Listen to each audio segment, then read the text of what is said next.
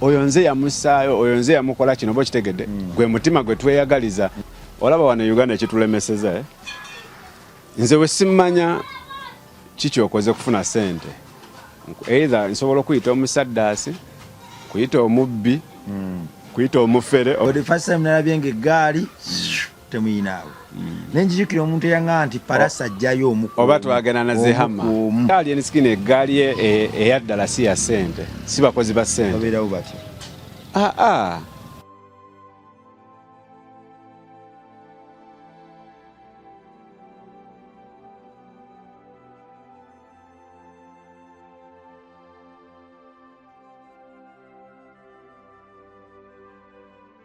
amanya bampisha Metani Krabongo barima Sam M alive kwendera kwensinzira bulijjo wasibyo kya wasuzo tobura mbugamba ki weewaawo ebisere bisinga mbiseranga bino fogwafu gwa kunoonya bakugu bwe tulira mu ggwanga ekigenda maaso ekipya ekikadde n'ekiri complicated obugayavu tubuteeka wabbali ne tudduka ekikumi tusobola kuddukira mu bwongolo ne tutambuza omubiri obonga ekibuddusa kuyita ayitamu turabe ani asobola okwogera ku mbeera eriwo era ani asobola ogiwa amakulu aga amakusike abalala ge babuusiza amaaso n'agajjo n'agateeka ku mmeeza yaffe naffe ne tugeerabirako omukulu Bebe Cool yabikoze naye nga sinagendawo kasooka abeeyanjulire nawe kennyini ndowooza okkirize nti omuntu gwe ndi naye ayina mukugunya ekitenkaniko okugera ku mbeera eno. amanya abasinga bampita Prophet oba abangi gwe bamanyi nga Champion Moscan kyekimu ere wakwa brand yakyuka kati abasingira bampita Prophet kyekitambula ennyimba ozikubye ennyimba nzikubye billboard oziwanise nze wonna nze nkola 15 years now bwe mbasirimbye almost ndowooza yeah 15 years of course wanjukira twasooka okusinkana 15 years no okoleddemu ebyamagero no kati as in musically ebiri siri like as in a big producer yeah of course 15 years yeah ne waliwo anti kaseera ka haso biki ebyo so katukibale nti emyaka 8 professionally as a producer. Okay. Yeah. Abayimbi bakoze. Yeah. Sound yozikoze. Buli kimu ngezezaako. N'ebintu kongo mungakyulya buzi naga nti awo yoboska. Creatinzeko sounds. Ba producer bangi abazze nga bakuba kintu kyange. For the first time nakulabyeko mu kamera ezabadde ezenkize ennyo mu bulamu bwange. Lwaki ngambye bwenjo nti nze natuuse ekiseera ngamba nti kale singa nfunayo omuntu ali awo gwe nsobola okutuukirira amangu n'embiro annyonnyola ekiriwo naye nadde mpita ayitamu eti ngenda okukulaba nga olina engeri gy'owubamu omutwe bwoti anyumirwa engeera gwani agambye nti nabadde nnyumirwa simanyi naye wano ewaffe omuntu kasitaakola bwati abanyumirwa okay katugendera awo pate y'omukulu Bebe Cool gye yategese wabaddeyo omukolo nagubaddemu simbe wakati awo Labongo Charity Foundation yentumye wano abaana 15 betaaga okusoma obwana muno tubujja ku nguudo nitubuleeta wano wansi wa umbrella y'okubuyamba nga Katonda ayita muffe naye tunayogera tutya nti twayamba nga tetwayigiriza education is the key omwana Katonda ali ategera olulimi luno gwatalutegeera tofaayo osobola otegeera ebirala tusobola otambulira wamu mu birala naye kwabitegedde bino obwana buno emitwalo 3 15 tulaga $1.4 n'ekitundu nga lekuli bikozesebwa toilet paper enjoyo rims ebitabo penso n'ebirala gwali eyo ng'owulira ddala eddoboozi lino likutteko oli maama oli muzadde obanga naye wayitako mu mbeera y'okubanga obundabunda osobola tukwatirako noga nti nedda akaana akawa emitwalo 3 nzika neyimbe mukamu kaneyimbe mubi kaneyimbe mbusa tuba Katonda abumpadde bonna mbusobola oba ninaye emitwalo 10 ninaye omutwalo gumu ninaye akakaga ninaye akasanvu ekimu kyange 10 kanki obwana buno budde busome Katonda agenda kuwa omukisa bona akikola ojja kujja nebaze olulala nze mbikoze nendaba nga bikyusa obulamu bwange ne bannange bangi nnyo obujulizi nga babikoze so twegatteko obuweereza buno butambulira ku mwana wa Kintu n'Ennambi fane tewali muzungu n'omu atuwa ssente kuba twakizuula nti naffe kennyini abaana ba Nnambi okwagala kwaffe kunene nnyo era kwenkanira ddala okw'abazungu sina kirina okubasingako kale nga tunakoola muzungu atamanyi na bye tuyogera mu nnimi zaffe obuvo bwaffe n'ebirala twasalawo so tukoola omwana wa Kintu tekyetaagisa kinene nnyo nedda ne bwe luba 10 n'oba tolina ky'olina okujja kukwano kulaba Onkyate Foundation n'otulako n'abaana bano n'onyumyako nabo okubanyumiza obukekyo okufumbako kko nabo okuzannyako kko nabo nakyo kikulu nnyo love oba okwagala tekuli ku bintu bikwatwako byokka nedda n'ebyo Katonda byatuwa bitakwatwako bikolera ddala amakulu mukaweefuba ono okuza eggwanga lyaffe ku ntikko nate album yatambudde etya okutwaliza wamu kisooka nze gwe gusosoberako mu album listening zibaawo simanyi naye kale ku lwange gwe gusoose wano e Uganda okuba nga ngenzeko ku mukolo nga strictly kuwuliriza album ya muyimbi ng'ate kiri official so nabaddeyo era omukolo tegwatambudde bubi ayava maaki nti kibadde kipya nnyo mu maaso g'Abannayuganda abasinga tebakitegedde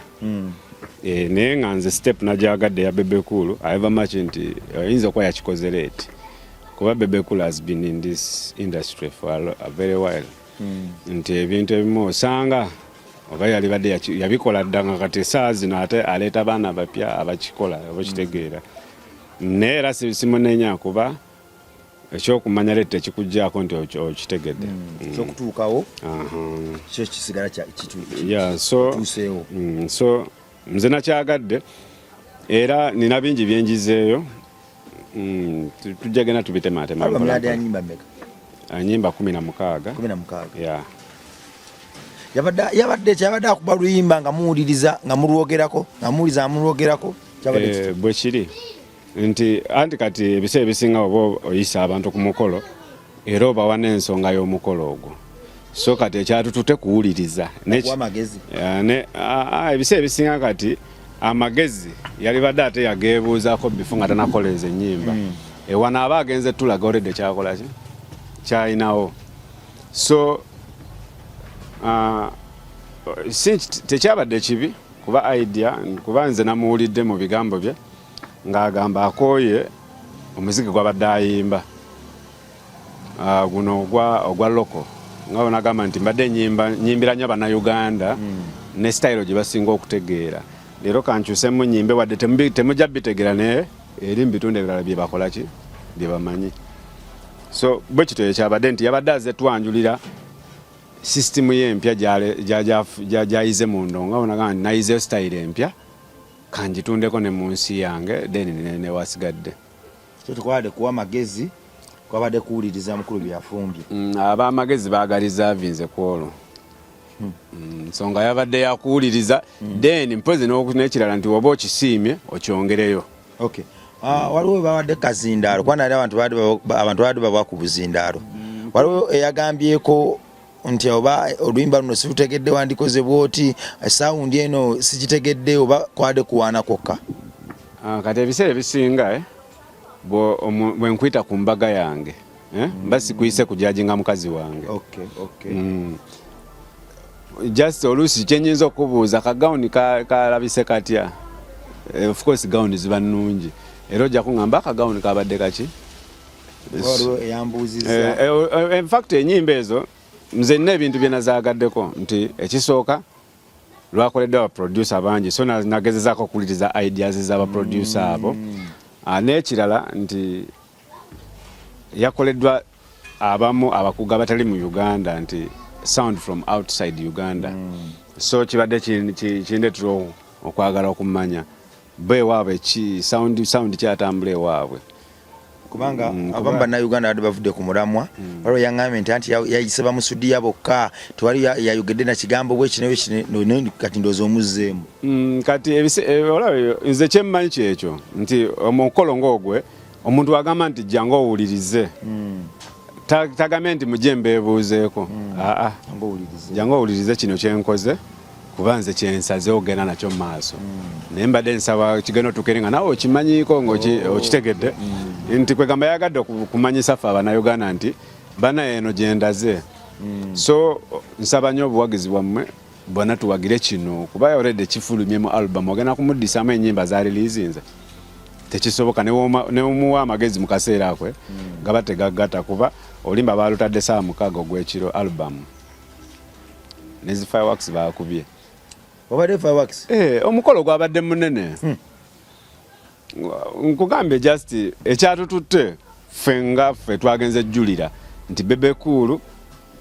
akooye endongo yenkadde kati agenze n'endongo empya fireworks zaakubiddwa omukolo gwabadde gw'amaanyi kuba Fangoni yabaddeyo ate ffe Fangoni nga bamanyi bebeera mu kifo ogwo mukolo guba gwa kitiibwa nga tunagenda ku Fangoni kuba n'ebibuuzo bingi nnyo njagala okuzzaawo kati gwe bibuuzo sobeddena ku alubamu waliwo omwana omuyimbi ali eyo ayagala kino kituwa obudde bwenga gwe producer challenge gye wafunyemu mu idea just nagenza olaba nga omanyi kati Abannayuganda ebiseera ebisinga endongo yaffe ebadde ya ku ground nga era omuntu akugamba toliyo ku ground so kati ffe bino ebyokukitimba tubaire tubiwadde nnyo ki nti omuyimbi asobola okuba nga atrendinga ku Spotify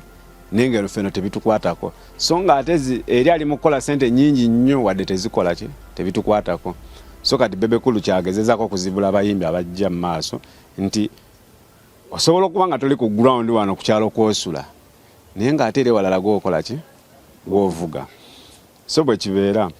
nti era kiringa ne muno mu Uganda mulimu abayimbi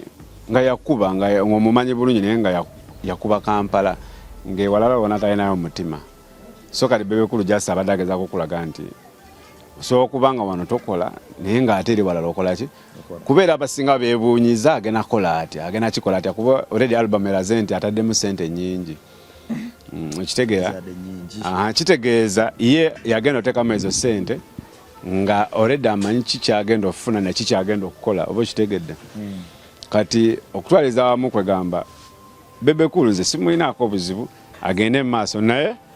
bw'aba akitandise kuba era bwe kimulemerera baana balala tebajja kujja kati akole ki akole n'amaanyi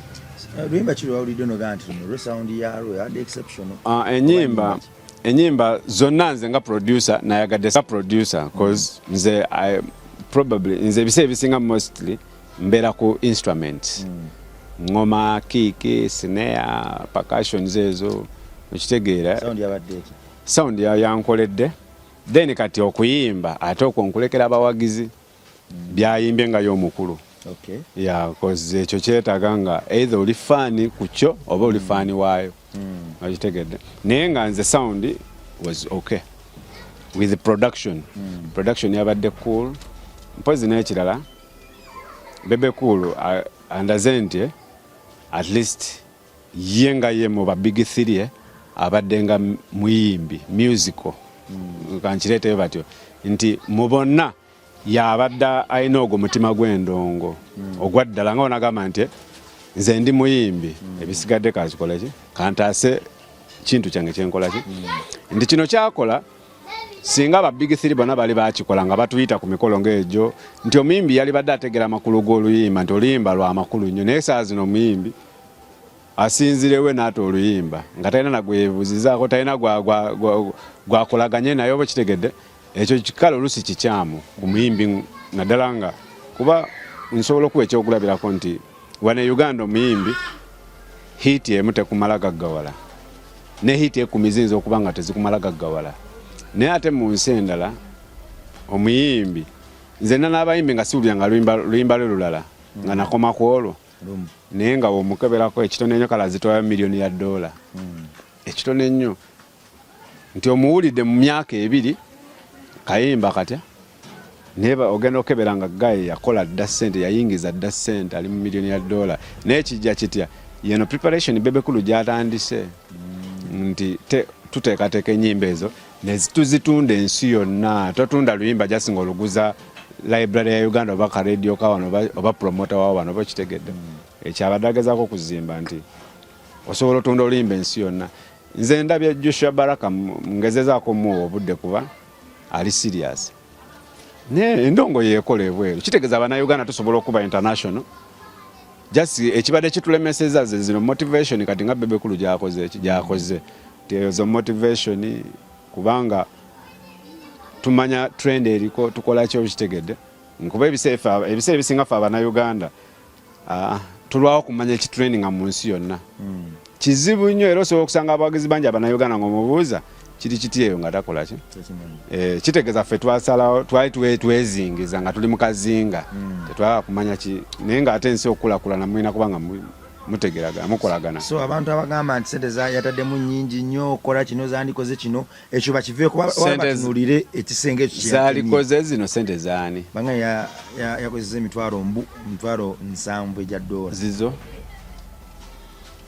kale sagala tugendewo kaawo kwambaga nti alina waazijja simanya anti kati olaba muganda bazingizamu omulimu w'omusolo kankubuli ekintu kimu olaba wano Uganda ekitulemeseza nze we simmanya kiki okoze kufuna sente either nsobola okuyita omusaddaasi kuyita omubbi kuyita omufere oba kitegedde ekyo kizibu kyekisiranyiza nno Abannayuganda abasinga obungi nti tetukiririza mu nkulakulana y'omuntu oyagala obe nga either gwe waliwo kyova olabira omuntu akugamba oyo nze yamusaayo oyo nze yamukola kino oba kitegedde gwe mutima gwe tweyagaliza nti buli kaseera metanike nze mba nfuna wena kubanga waliwo oba nga omanyi kiki enkola okufuna awo okompagire naye oba tomanyira ogenda gamba oyo masikani yafuuka mugundi yafuuka kino oba kitegedde so nze omuntu yenna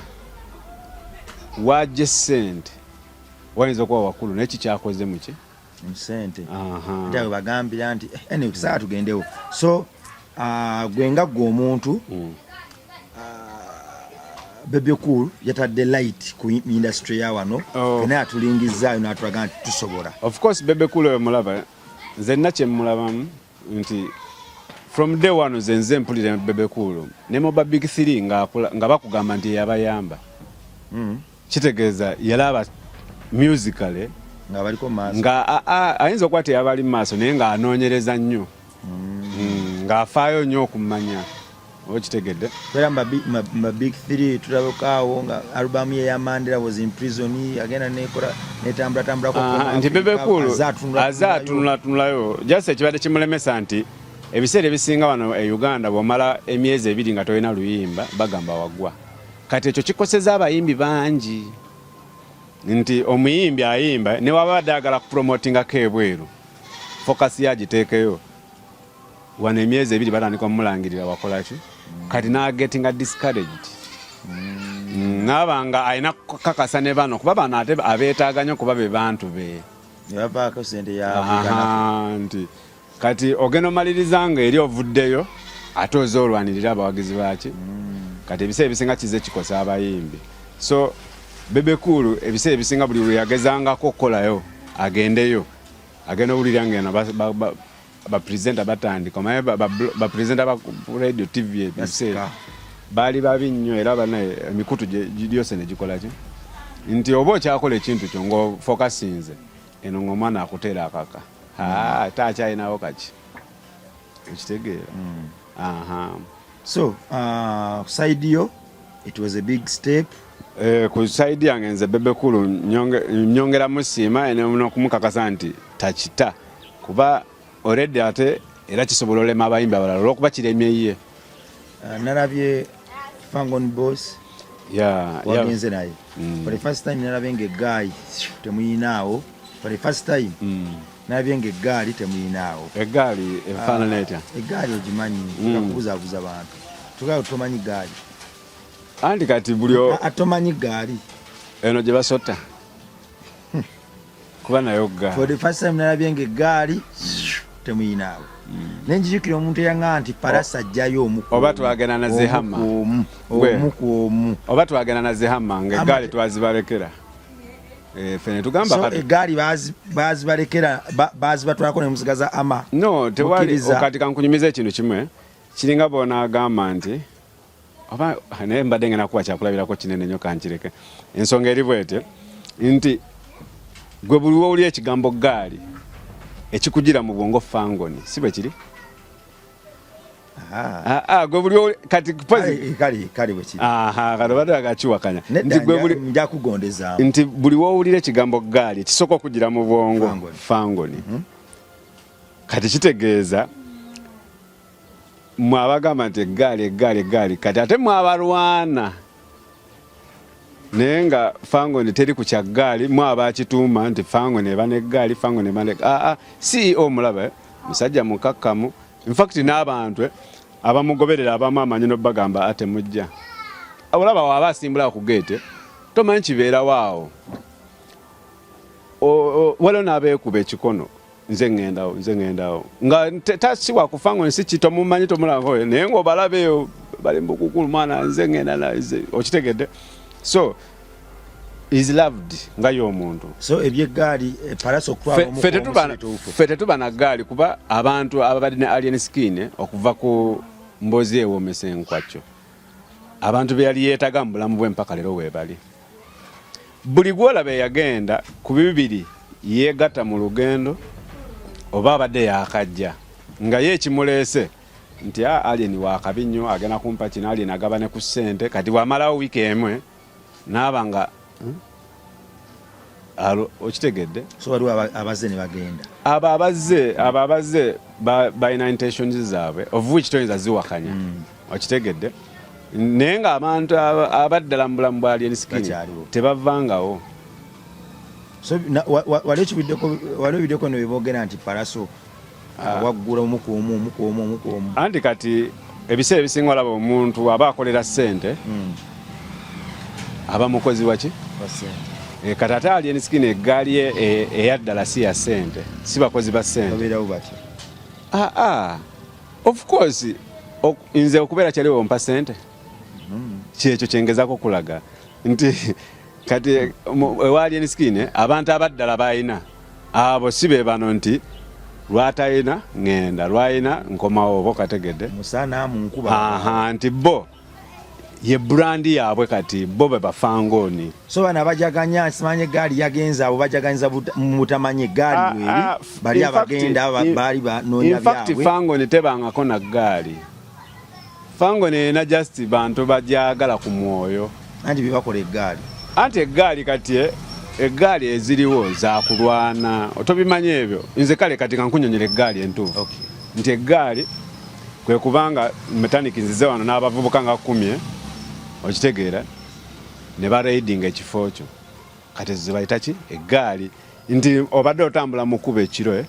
n'osanga ekigaali ky'abavubuka nga kiyimiridde nga buli gwotuukako either muweeke 15 13 oba kitegedde ezo zibakola ki zibayita eggaali kati ate ekyo tekibangawo ku fangoni bagamba gyekiri bw'obagwamu anti kati kankunyumize nti buli ali ku fangoni nze buli ku baana bemmanya abali ku gaadi za alien skin abasinga bonna balina obusobozi obukola ebyo byonna byenjogedde naye terwali lwe baali bakikoze banga lyemazaawo ku fangoni kuwayiriza nabakyoku abantu babaga babikola no kati nze kankulye bw'osanga golola kankuwa ekyokulabya kandoza ekyangu kyoyinza olaba bw'osanga golola